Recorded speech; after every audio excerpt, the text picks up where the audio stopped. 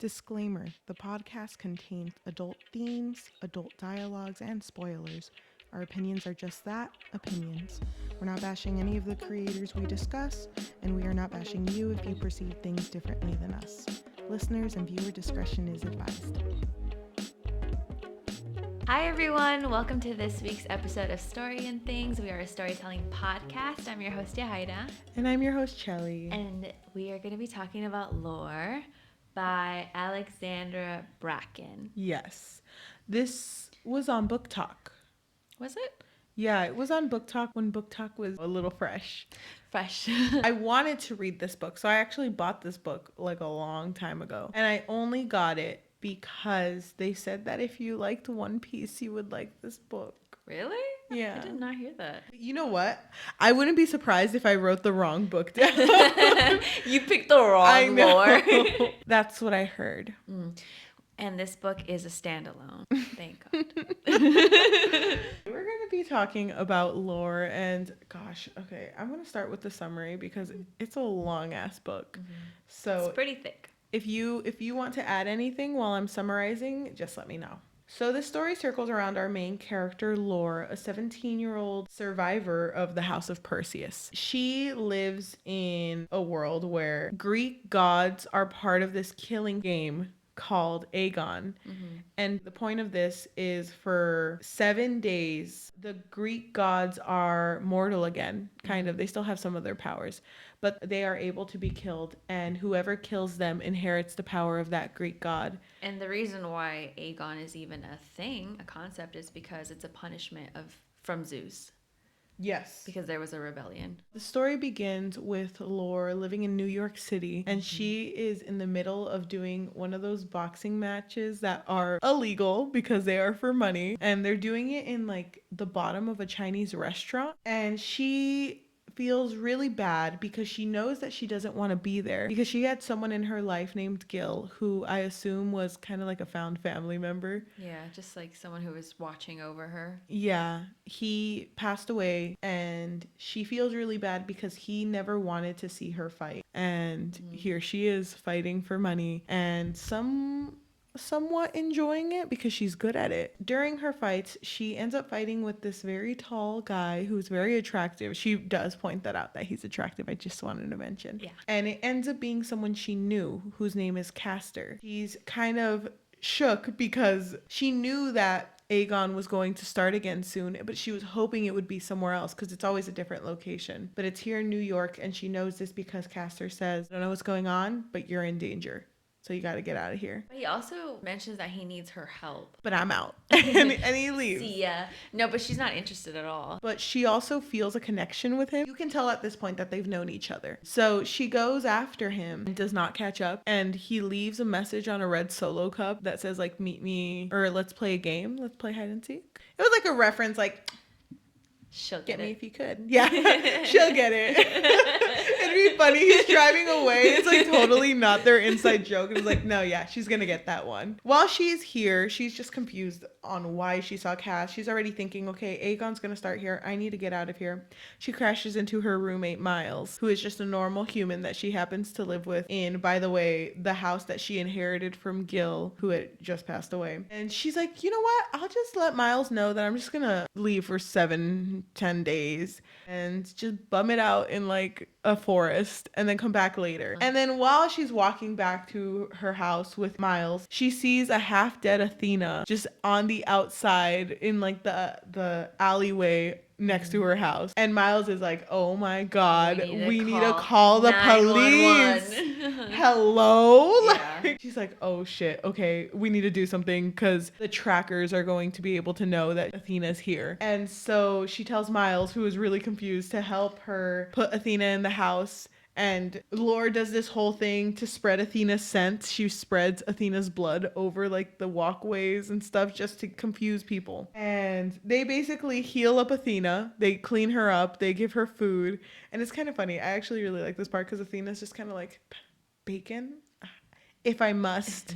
For sustenance, if I must. We learn that Athena is one of the original Greek gods that still participates in Aegon and actually knows Lore. Knows that Lore is a survivor of the House of Perseus and knows that the people who killed Lore's entire family happens to be Wrath. And Wrath is known as a god killer because he is not the original Wrath. Lore hates this guy and is like, I would like to kill him, but if I did kill him, that would make me a god, and I don't want to be that. So Athena's like, you know what? How about we have a deal? You help me survive Aegon, and I will kill Wrath for you. And it has to be a life pact, meaning that if we don't complete this, we both die. Yeah, right? so they're binding their fates to each other. Yes. If one dies, the other one dies, pretty much. And Lore is like, hell yeah, I'm down. Miles is listening, I think. He's not there. Definitely listening because he's also down. I don't remember what part he comes up in, but he's like, I heard everything. And Yes. They're talking, and Athena brings up that there is an end to Aegon. It's written and inscribed on Medusa's shield, and it says how to end it, but no one knows where Medusa's shield is. The point of this story is to get Medusa's shield to destroy Wrath and hopefully find the end of Aegon, but they can't do that right now because Athena is wounded and she's in a mortal body, so they need to find someone who can heal her. Lucky for Lore, remember she crashed into Castor, who is a healer. So it's like, bitch, I'll be right back. You're gonna be fine, good as new. So she goes over, turns out he said, ooh, hide and seek. It was somewhere where they used to play hide and seek, whatever the fuck. She's looking for Castor. And she sees a bunch of people gathering like, okay, we're about to have a little party for our god Apollo. Go ahead and come in, Apollo. And it's Castor coming in. And he's like, I actually like to go by Castor, my human name, you know. But it shakes Lore because it's like she knew Castor as his mortal self, which was a sickly kid, and here he is freaking like 10 feet tall. No, he's probably like 6 feet. And he is healthy. He looks like the best version of himself is how it's described. And apparently he killed Apollo. That's how he became God. And she doesn't understand it, but she goes up to him because she sees this act that he puts up of having to act like a god. Yeah. And she kind of hates it too because they do old traditions like, okay, we got you a bunch of little girls to sing for you. You want to keep one for later. That's chill. And Castor's like, that's not chill. Let them get an education. That's so old. Lore sneaks into Castor's bedroom where he's just kind of having a moment, like looking at his old dog. And it's funny because he's a god and the dog doesn't recognize him because the dog only recognizes mortals. And he's just looking at his dog like, fucking recognize me, bitch. We've been through so much together. Yeah. And Lore is just watching this. But then someone tries to kill Castor while he's in the room. Like they try to betray him. And Castor does nothing. Just kind of stands there like, oh, what's the fuck's going on?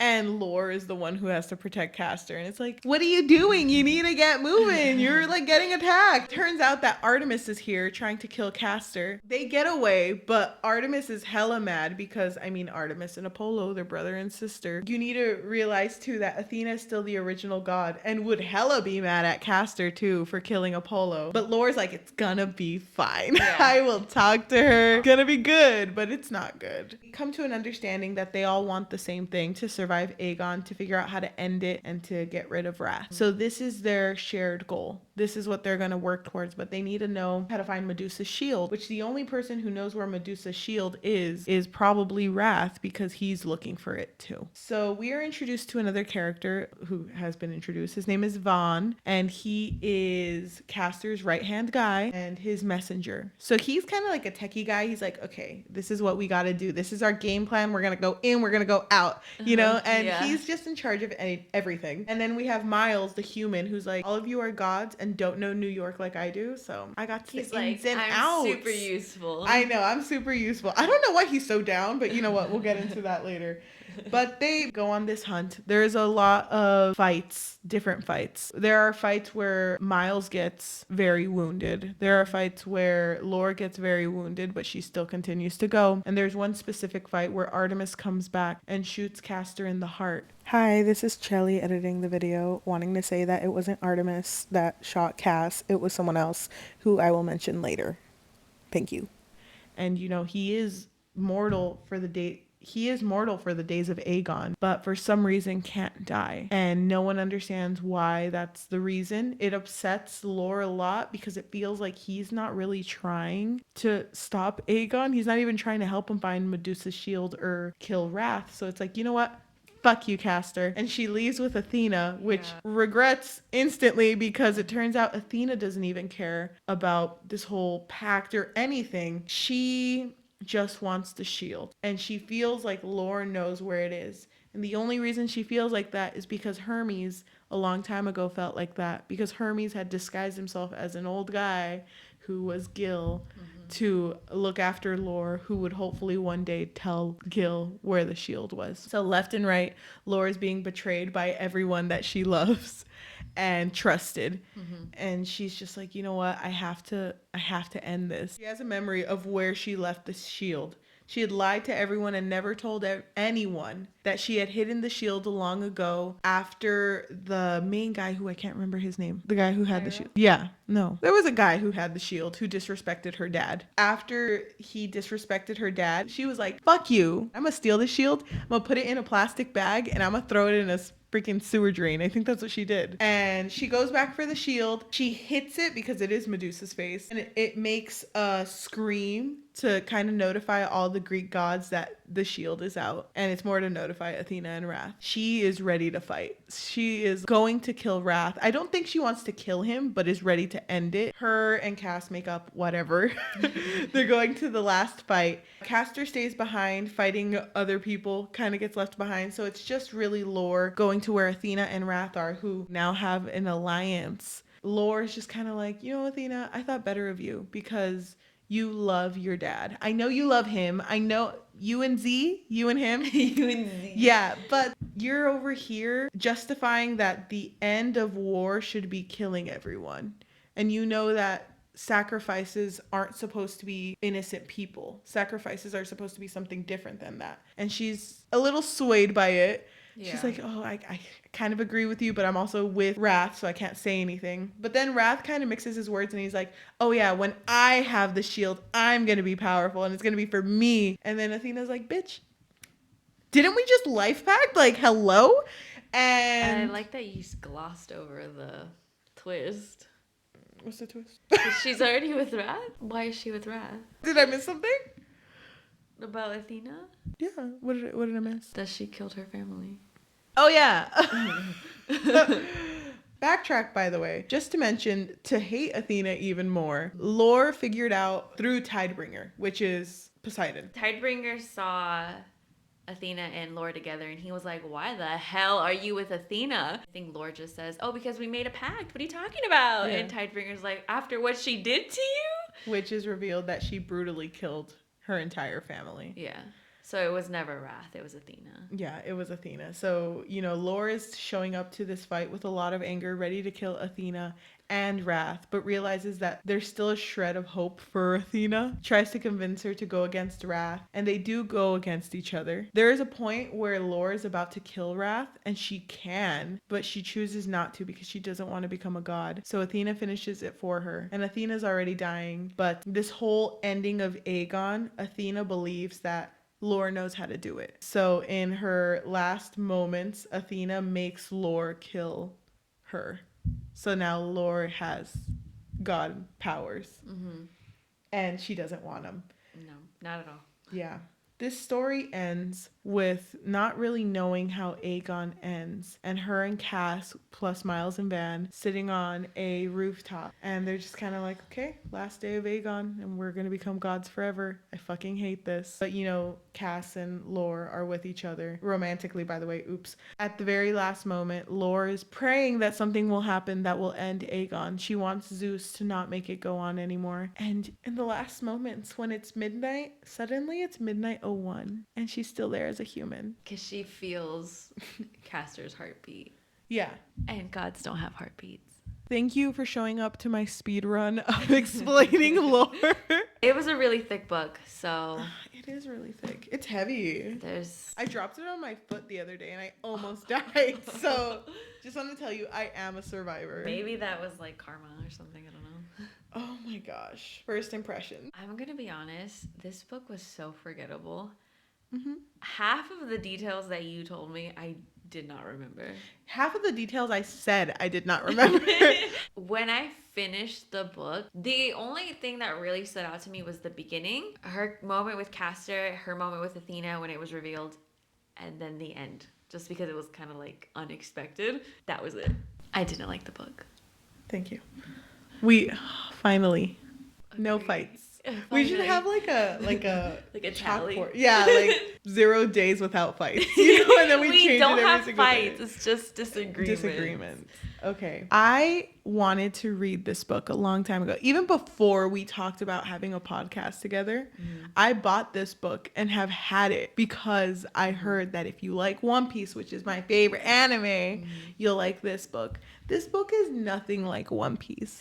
This book has nothing to do with, well, I guess it has to do with an adventure of wanting to achieve one thing, but that is not this book. Oh no. And I went in expecting, hopeful. And like, even I was still down when, like, you know, Athena shows up, Miles is in it, Castor's doing this, and then all of a sudden this book just started to feel like, let's go do this and let's go do that and let's go do this, and now we're doing that. And it was and very like, repetitive. It was like, very repetitive because it was like we fight, we fight, next card. Yeah, fight, and next then card. no really standout fights either. No. I don't remember any of them. I just know there were, and I skipped hella fights. We didn't even talk about the girl she grew up with. Hi, this is Editing Cheli. We did talk about the girl she grew up with. It just doesn't even matter. Yeah, it does. It doesn't because you mean the one that betrays her? Yeah. Well, like whatever. Who cares? And the one she was the one who shot Castor in the heart. It wasn't Artemis. Editing Cheli here. I'm so sorry. It took all my brain cells to figure out that she was the one who shot Cass and not Artemis.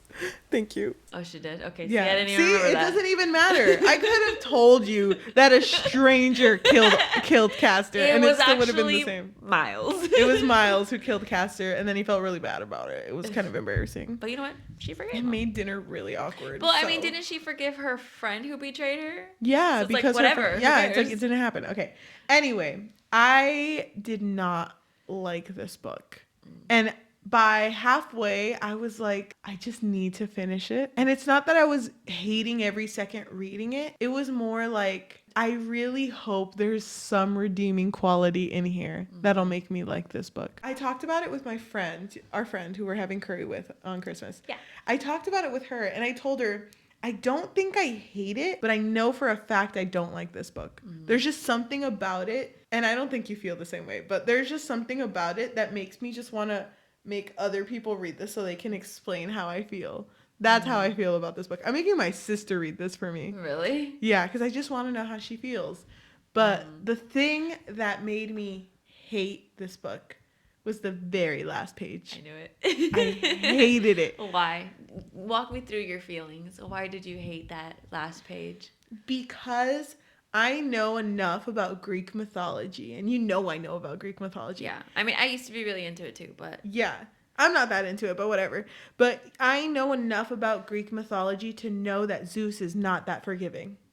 That's what got me. And I feel like, I mean, a lot of the characters didn't really portray how they're like stereotypically known, especially like Athena, like, and you know? Yeah. So the fact that the author, not coming for you, but the fact that the author decided to choose Zeus to be this like neutral type of character is so weird, because in most cases it's like Zeus is the most evil, most hated. And you know what I kind of hate too? Oh my gosh, I forgot this was, wait. Wine and read edition. Oh, it is? We decided? Mention. Yeah, didn't we say that earlier? Oh, this is a wine and read. Wine and read. I'm ready to wine because I didn't write any likes. I just have all these feelings about this book. So, like you were saying, what were you talking about? I already forgot. That the characterization of the Greek gods were altered, which is fine. Like, I didn't mind that, but just the fact that Zeus is, you know? You know what was a missed opportunity too? What? I really like Athena. Same. I like learning about her. I like everything about her. I also liked how in this book, and this isn't a like, it's going to be a dislike, so just stay on board. I really liked how they called her gray eyes, because their eyes as gods are actually like golden colored, But the reason they call her Gray Eyes is because she's the god of wisdom, but she's seen so much suffering in her whole life that her eyes have become gray because of all that she's seen. Which was not portrayed with the type of character she was. Yeah. Maybe at the end, but when she was with them, but she was just... It's like, whatever. Yeah. But how did you feel when her and Athena were sitting on the rooftop and Lore was telling Athena, you always pick men to work with you, or you always like men want to be you? Was that what she was saying? And you'll never understand what it's like, you know, to be a woman who wants to be in power. You even sided with the guy who raped Medusa. Oh, no, was it Medusa that was raped? Yeah. Well, there was a lot of characters, but yeah, I think so. It was Medusa that they were talking about. But instead of helping her, you made her head into snakes. Yeah. And how dare you do that? And then Athena goes back like, well, I did that so that no one would ever look at her again and she would never have to deal with that suffering. So, bitch, checkmate. Yeah, that's how it felt like. But like, I didn't like that you're scene. still punishing Medusa. Yeah, I didn't like that scene. I didn't like that there scene were either. a lot of scenes in this book that felt like fake feminism. Mm-hmm. You know what I mean? I know what you mean. There was that, and then there was the, oh my gosh, little girls that dance, give them an education. And it was like, yes, Castor, you get it. And it's like, no, you can't do that. It's deeper than that. Well, connecting to that, it's weird that this story is set in modern times, but it's filled with so much misogyny. Dude. That it's so, like, it's like too much. Dude, when during chicken curry night, which is coming up soon, you and our friend are on the same wavelength. She literally said the same thing as you. Really? There's so much misogyny in this book, but they're trying to frame it as, like, female empowerment. Yeah. It almost reminds me of, this is going to be a tangent. Stay with me. Yeah. It almost reminds me of when Game of Thrones was really big and popular. Do you remember that there was like an article and people were furious because Sansa's character was portrayed as this like strong character because she was raped? It's almost like you wouldn't have been this strong character if you weren't raped. What? Like, she even had a moment in the show where they would call her Little Bird. Like, somebody would call her Little Bird, and it's like, oh, you're not a little bird anymore. You're, like, this strong character now. What? Yeah, there was, like, this whole article about it, and it just makes me so uncomfortable. Because it's not necessarily something that I immediately see. You know, like, oh, you know, because so many characters go through traumas. I mean, that was really bad, but so many characters go through traumas and, you know, they overcome it. But it does say a lot when you use that as like the reason as why your character became stronger. Yes. It's like weird. Yes. And it, you know, I felt the same way about a lot of characters in this book. That was kind of lore too. Mm-hmm. And it sucks too. Okay, here's another thing, and let me know if I'm wrong or if I'm explaining myself incorrectly. But Lore went through a lot of traumatic events in her life. She went through, I mean, the death of her family, and it was a gruesome death. Yeah. And she went through... Wrath trying to marry her at 11. Yeah, Wrath trying to marry her, and then her at that training facility where everyone treated her like crap because they came from the House of Perseus. Mm-hmm. She dealt with all this stuff. You would think being raised by the family she was raised with that was just filled with so much patience for the world around her that she would be a little more patient with the way things were. She was hella quick to judge people, hella quick to tell them off. Hella quick to like... She dropped Castor I was gonna so say that. quick. And I'm like, you grew up with that boy. You've known him for how long and you're gonna just leave him? Castor kind of deserved better. I agree. Because I actually, not saying that I loved his character, but I liked his character more than Lore's character. I really liked him. I actually really liked him. I really liked the scene when they first kiss. And Castor's like, he pulls away and he's like, next time we kiss, like that, A+. That was a really good experience. I really like that thing you did there. Yes. But don't. I know. You know what? This is like an 8 out of 10, but I understand we were in a stressful situation. So I'll give you an extra point for that. But don't do it to distract me next time. And then he runs away. I thought that was a very good thing. Yeah, that was cute. I don't know. I did like that part. That was cute. Yeah. But I didn't like that she did it to distract him. I hated that. I was like, this is a really bad first kiss. Yeah, it is a really bad first kiss. But yeah, there was a lot of scenes too that felt very unnecessary. And I talked about this with our friend. She agreed with me that so many flashbacks could have not been in this book and it would not have made a difference. Mm-hmm. And even like, I don't know, like the character that she grew up with, because there was a character that she moved in with after her family died. Mm-hmm. That was still part of like the whole Aegon and the cycle and everything. That character felt like they only existed in order to have a reason of like, oh, and this is where Lore went next. Wasn't her own character. They could have replaced, you know, a freaking caster flashback with that, at least to make her character big. They could have just not written her in the story. They could have done a lot of things, but trying to fit this into one book feels like it was too much. It could have been a duology.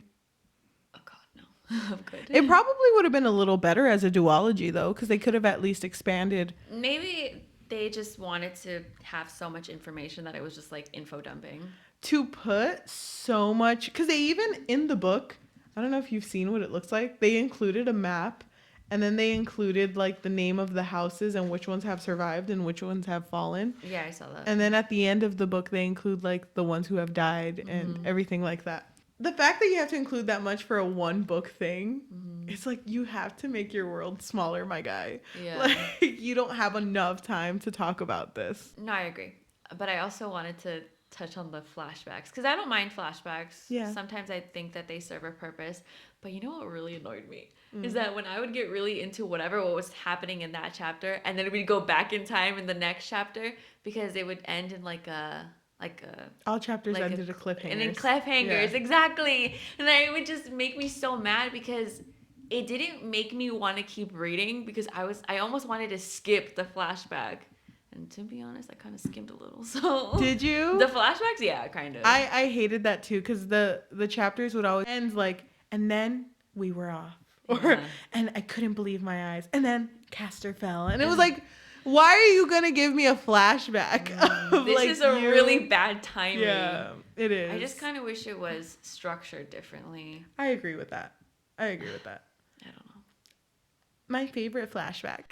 Favorite flashback was the one where, oh God, I said my favorite. I completely forgot what it was about. It just left your mind. It was when they were like, oh, I heard you're gonna get married off to Wrath. Oh. And then he was like, I'll give him the old one too. He's like, Wrath? Who? I wish. I mean, I also like the scenes with her sisters. I did too. That was cute. What was it? Oh my God, they all had cute names. To be Thank you. Olympia. But to be honest, doesn't matter to me. Didn't really care. And it didn't really care. It's funny because when I was reading and it got up to like Athena explaining like, oh yeah, gruesome. When I got up to the part where like, oh yeah, I made your sister's watch by like pulling their eyes out and like facing it towards. Yeah. And it was funny because I was reading and I was like, I forgot for a second. I was like, she had fucking sisters? Like, who didn't tell me? You literally forgot. Because they didn't, like, even though the sisters were in it, they were very, like, what's the word? They weren't developed enough? Yeah, they were very flat characters. Oh, there was nothing you mean all the them. Characters? All of them. Well, okay. I feel like Castor was written a little better than Lore was. And Vaughn and Miles. Oh, yeah. I agree. Cute. They were cute. I thought it was really cute. I think that it was written better than the main ship of Lore and Cass because it's always sad when that happens. Yeah, but do you remember that scene where Cass was just looking at Miles? Wait, Cass was looking at him? No, sorry. Vaughn was looking at him, and Lore goes up to Vaughn and is like, you know, you can have whatever you want. Like if you want that, then you can have it. And then he's like, no, I can't. That fucking got me. Yeah. That's the only part that got me, by the way. Yeah. Spoiler alert. No, I did really like their relationship together. Yeah. But that's about it. Yeah, literally. That makes me so sad because I feel like this book could have been so good. But it sucked. Damn, so blunt. I didn't It like sucked. it. I get it now. To my friend who's probably gonna watch this because she wanted to hear us talk about lore so bad. Really?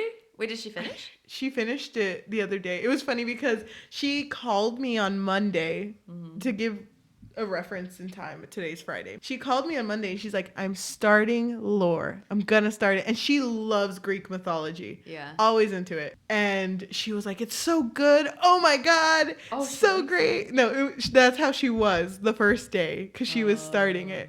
And then the third day she was like, yeah, I'm reading it. I'm reading it. And then she called me, I think, yesterday, and she was like, I finished it.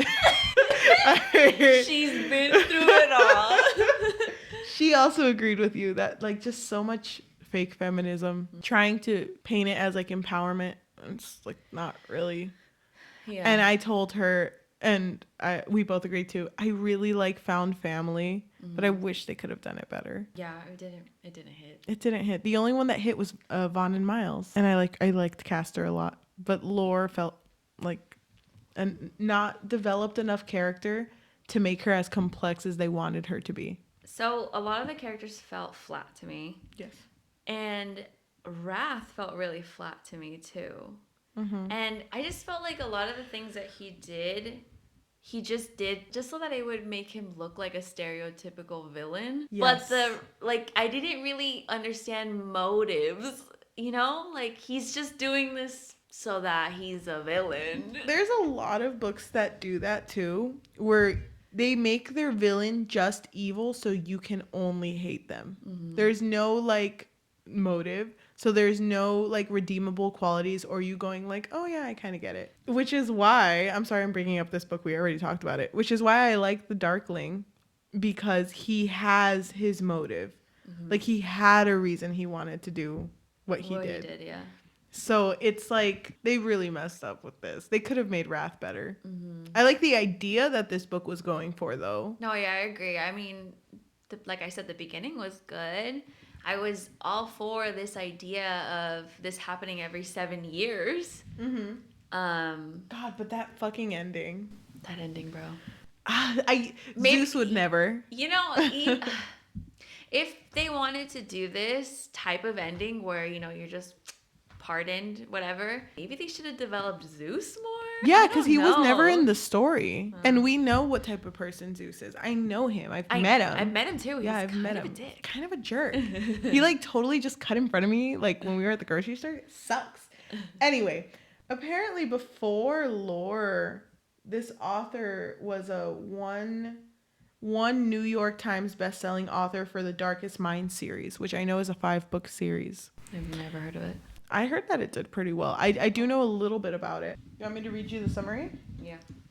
The Darkest Minds takes place in a dystopian future America that's fallen into chaos after a deadly disease kills a majority of the country's children. As the surviving children develop special abilities, the government begins to hunt them and place them in camps. Hello, Shatter Me? Hello? I was thinking that. Why are we always in the same wavelength? Dude, oh my God. I literally was thinking that. Oh my God. We gotta turn this off now. I know. We're having a moment. Oh my God. Who wrote it first? Wait. Who wrote it first? I'll look up this one. The Darkest Minds release date. Okay, tell me when you have 2011. Oh, wait. I need to look up the book. Because there's a movie, apparently. Okay, cool. Good for her.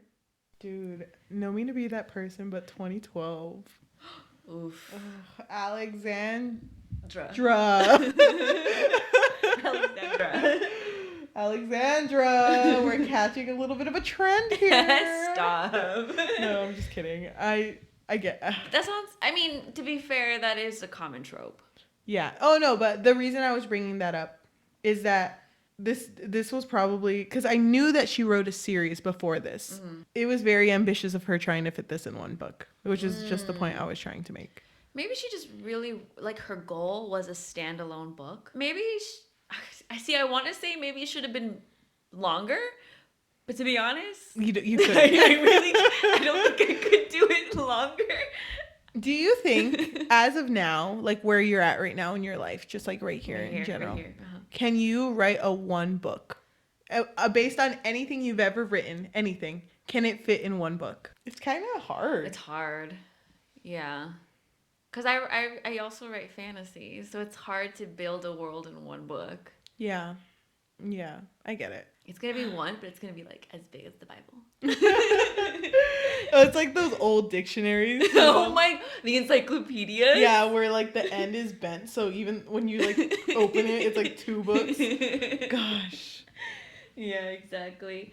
Oh my god, there was something else that I was gonna say. Oh, it's gonna bug me. I can't believe Wrath just literally killed his son. I know, and then the blood.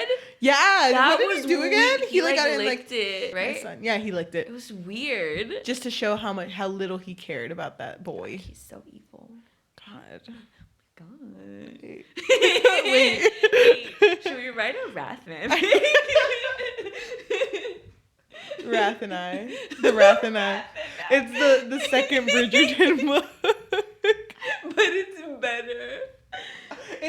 It's exactly Bridgerton and the Duke and I, except it's with Wrath. Thank you. And he still has the same motive. Which is no motive. Oh my gosh, I feel bad for roasting this book because we're not drunk. I know. Should I have Can we wine? pretend? It's a little late for that. It's a little late. Should we pause and then come back really drunk?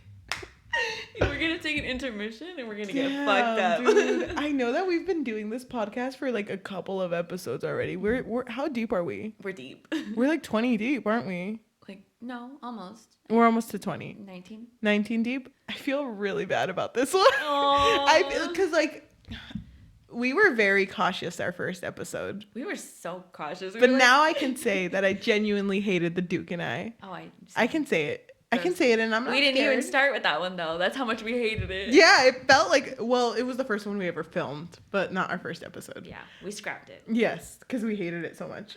I think it got corrupted, though, didn't it? Yeah, it did. Well, I mean, it was our first time, and it was just a cursed episode. We had to do it like 3 times because Yeah. it was not working. We kept messing it up. I did not feel bad for what I said about the Duke and I. I kind of wanted to go harder, but you kept telling me, you know what, maybe leave Julia Quinn alone. She might come for us. She might sue us. Because, like, a lot of other... She's got money now. I know she does. I know. I'm sorry, Julia. I'm not sorry. I mean, if you're a writer, you're going to get criticism. And I mean, I always say people's names just to make it funny. Just like, come on, Julia.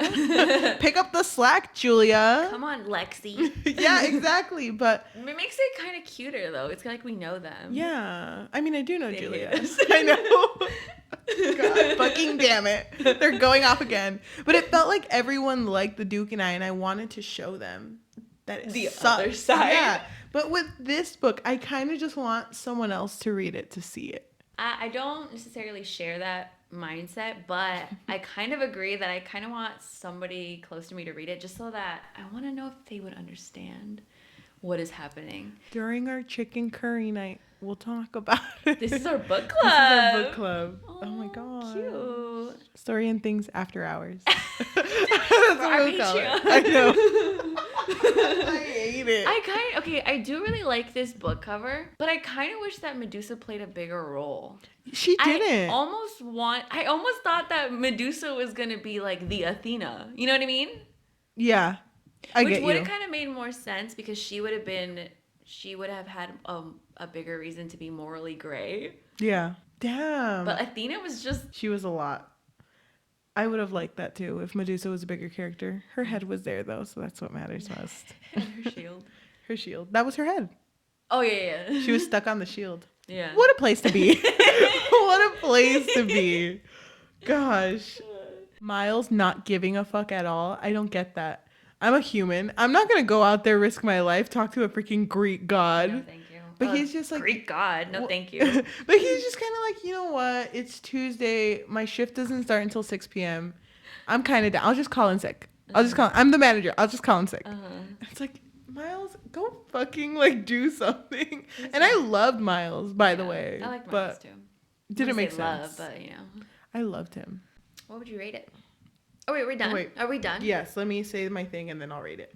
Just kidding. It's me editing again. We totally forgot to rate it. Yajaira's at work right now, but she did send me a voice note, so let me play it for you. I hope this doesn't come off as too mean, but I have to be honest and say that Lore was probably one of my biggest disappointment reads of 2021.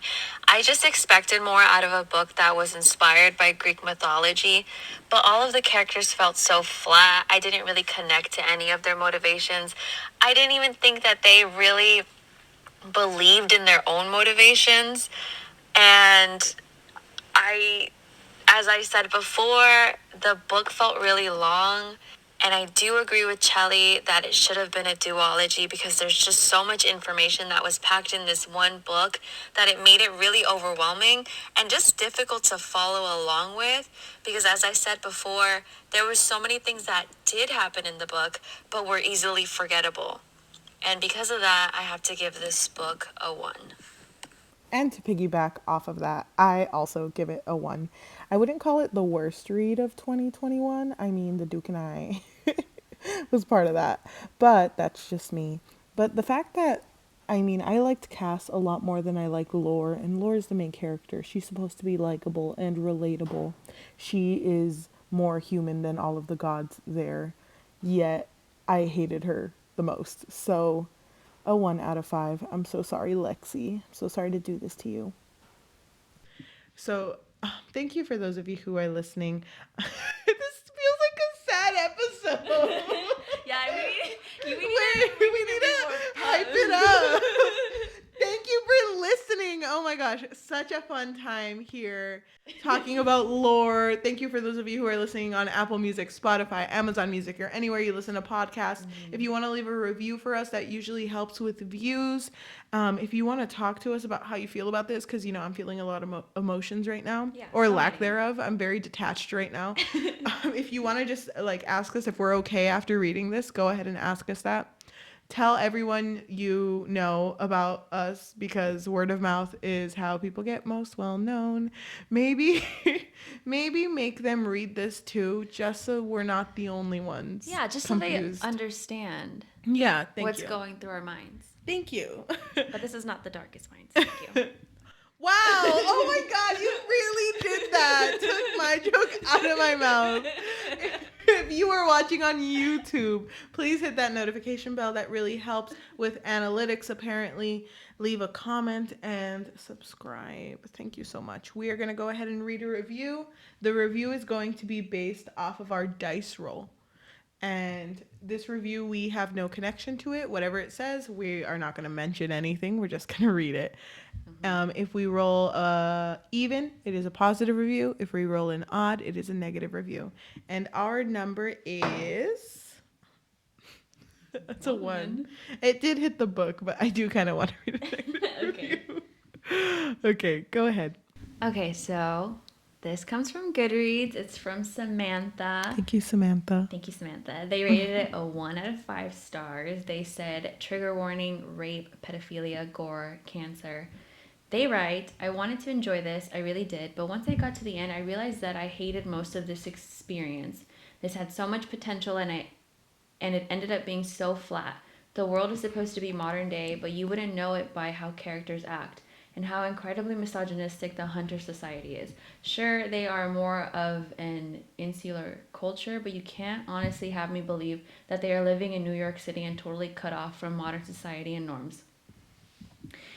Then, I just didn't buy most of the character dynamics and relationships. These people are supposed to be close, and I just don't see it outside of maybe Lauren Castor and Lauren Miles. But other friendships Laura supposedly had fell so flat and unbelievable without any substance. And any conflict between good characters just get resolved. One of them tries to literally kill another one and it's forgotten a few chapters later. You know what else is flat? The villains. They are some of the worst one-dimensional villains I've ever read. It's like the author thought, you know how we make sure everyone knows villains are bad?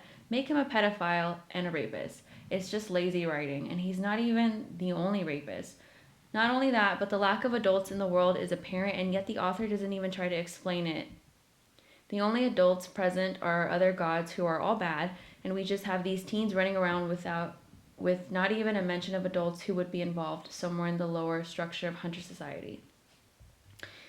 So we have all these bad one-dimensional villains and then have the audacity for Zeus to be depicted as neutral good.